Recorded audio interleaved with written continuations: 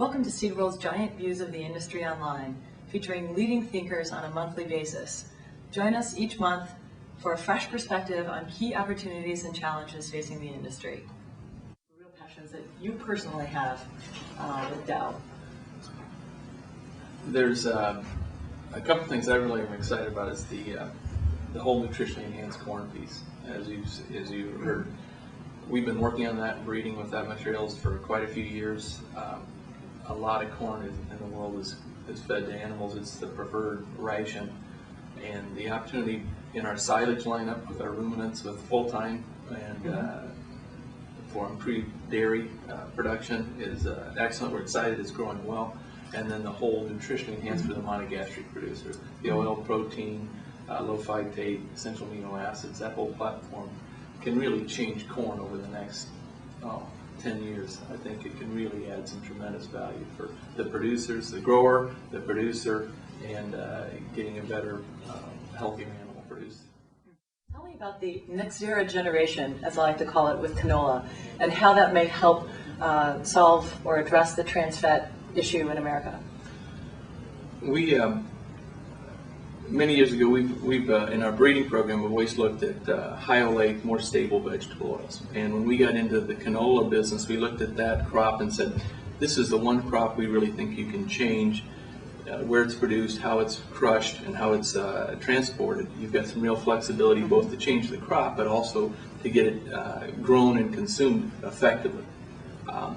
And so we developed a high oleic, lowland canola oil, which we've labeled the canola oil, Natrion, and the seed is Nexera. And we've, over the last 5 years, continued to expand and grow those acres to where we've become very successful in Western Canada. We were able to get the crush with JRI, and Bunge is crushing and supplying to quite a few key restaurants and food companies in the U.S. This past year, we actually grew some in the UK and are supplying a couple companies in Europe. And we're growing and testing it in the southern U.S. and the Argentina to expand production. So it is the immediate solution for the trans fatty acid issue. So instead of a partially hydrogenated soybean oil, the Nexera Natrion canola oil provides a very good frying application, stable, that doesn't get into the trans fat, and it's lower saturated fat offering. So it's a healthier alternative. How does that compare with New Sun sunflower? They're very similar. In fact, we're very significant in sunflowers, and we're actually promoting those both as a supply, depending on the company. That the biggest issue is ramping up and getting enough acres in oil to meet the demand as companies like Frito-Lay start changing their frying and their food applications to get away from trans. We need our biggest challenge is meeting the demand for oil, and sunflower is a very significant substitute. In canola, it's a different production area, so we have ADM has come out, and we actually expect that sunflower acres may increase 500,000 to 1 million acres this year in New Sun and high oleics, which become also an alternative in addition to Natrion to the partially hydrogenated soybean oil. Are you marketing canola and sunflower in different geographic areas? Does that sort of shake out naturally on the map? On the production side, it does. When we go to food companies to create the demand, they're global and they're looking for supply. So depending on where they're at, they may have a supply of canola in one region and sunflower in the other, depending on production. But overall, we're promoting a naturally stable oil profile, and it can be sunflower or canola. And then we give the customer his choice, and then we work with crushers to fill those demands. Now, I understand that Dow is part of an oilseed engineering alliance. Can you tell me more about that and how that applies to the industrial side of things? Vegetable oils and vegetable oil consumption in the world has just continued to grow. As you expand population and applications, we think it will continue to grow and exceed demand. Obviously, petroleum and petroleum supplies is an issue. So one of the things we're as a company looking at is how do you replace petroleum-based oils with vegetable-based oils and vegetable crops.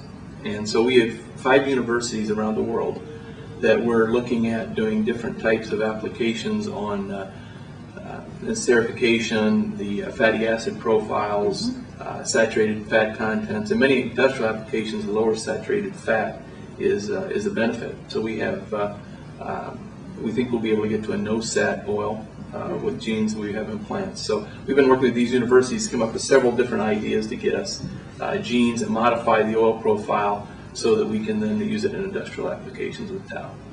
What are the other priorities in terms of genetics, and what does the landscape look like for the seed industry, let's say 10 years from now? I think you're going to see, in many cases, a lot of things people are working on are applications, rather than just getting more yield, you're looking at the utilization of the what the plant has produced. For example, one of the things, Dow is the largest polymer producer in the world. We're in cotton. We have some very high quality fibers in terms of PIMAs and ACALAs. And the question is, are there applications with natural and synthetic fibers? Or are there things you can do with natural fibers in addition to the artificial base, the polymer-based fibers to develop things? So I think that's going to be the biggest change you're going to see, is the continued development of crops for specific applications downstream. From Dow's standpoint, that is, as we've talked about, that's our primary focus and effort, is to work with Dow and Dow AgroSciences to say, okay, what can we develop that has specific applications, needs, fill customers' demands, that this is better than the existing, to help them and make their business more successful. 10 years ago, would you have predicted the changes that you've just described? No, when we first, when you first started and you do your analysis and what could happen, you said, gee, the technology is phenomenal in terms of what you can do in breeding and selection, as well as the transgenics.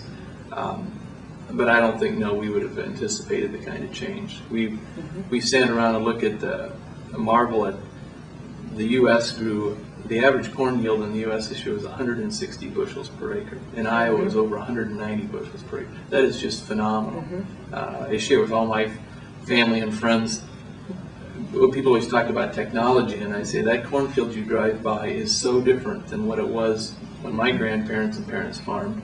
In terms of the yield, the technology, the science that's behind that is every bit as sophisticated as the pharmaceutical industry and healthcare. And so no, the changes that it's had has been just incredible.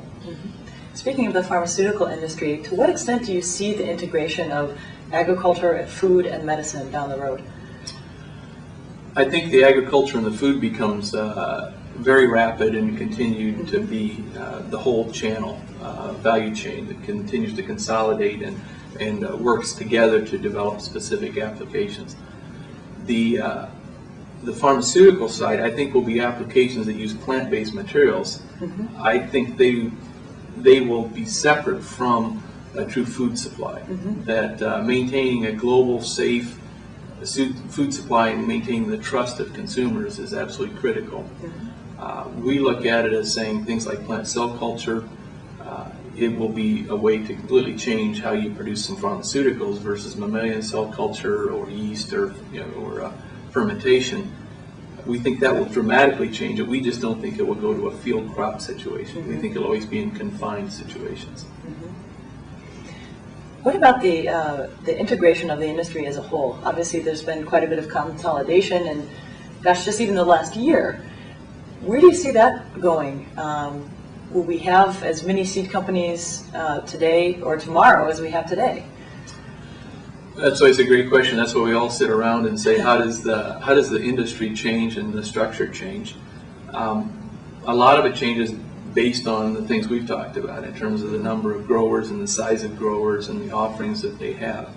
I think today we feel that we've had, obviously in the last 8 years, there's been huge change in ownership and consolidation and structuring of the industry with different companies.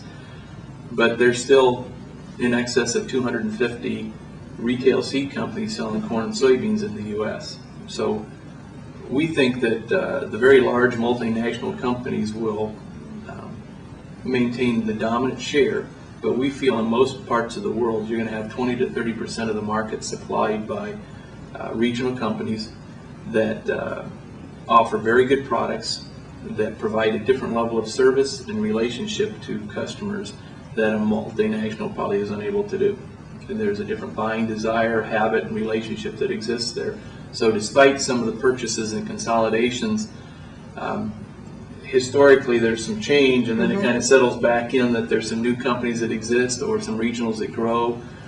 Many cases of consolidations have resulted in lost market share for some of those that's picked up by the regionals because of that relationship side. So I think right now our opinion is that the regional seed company is a very successful, very efficient way, effective way to get germplasm and technology to the farmer. And we think they'll continue to be so in the future. Will there be as the same number of technology providers, or perhaps more down the road? That's a great question. There's 6 major agricultural chemical companies which now all have a foundation in plant genetics with different crops. There's always the question is, will they continue or will there be consolidation there? And that's anybody's guess in terms of how that structures.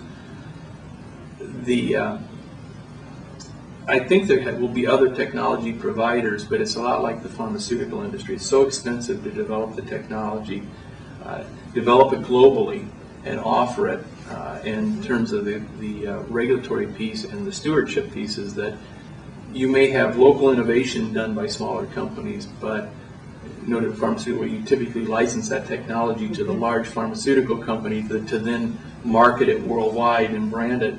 I think that's what you'll see. That you need to be, we export food, and when you register something today on a trait, you need to have it approved in Japan and Taiwan, and Argentina and Mexico and Egypt. And if you're an innovator in a small geography, that's hard to do. You're going to need the resources of a larger company. Speaking of larger resources, it seems that another direction that the seed industry is moving in is integrating the different components from the genetic side to the agrochemical side and everything in between.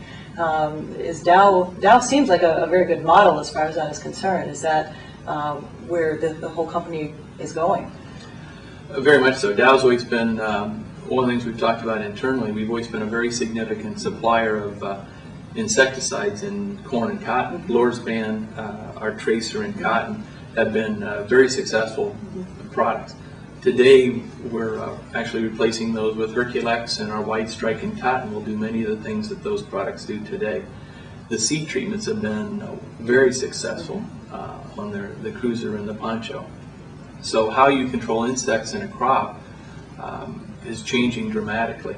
And so we talk about the solution selling and how we can tie in our chemical components on weed control and insect control. We even have like insert on nitrogen utilization with our seed offerings, and say what is the best solution for this individual farmer? What is his desire for his is he in no-till, a conventional tillage? What kind of fertility program? How does he want his crop rotation? So you need to know that, so then you offer him a solution of opportunities depending on the hybrid, and then what are the other inputs that he wants to put around that. So I think you're going to see more of that solution selling to the grower. I think the future for the seed industry has never been more dynamic and more exciting than it is today.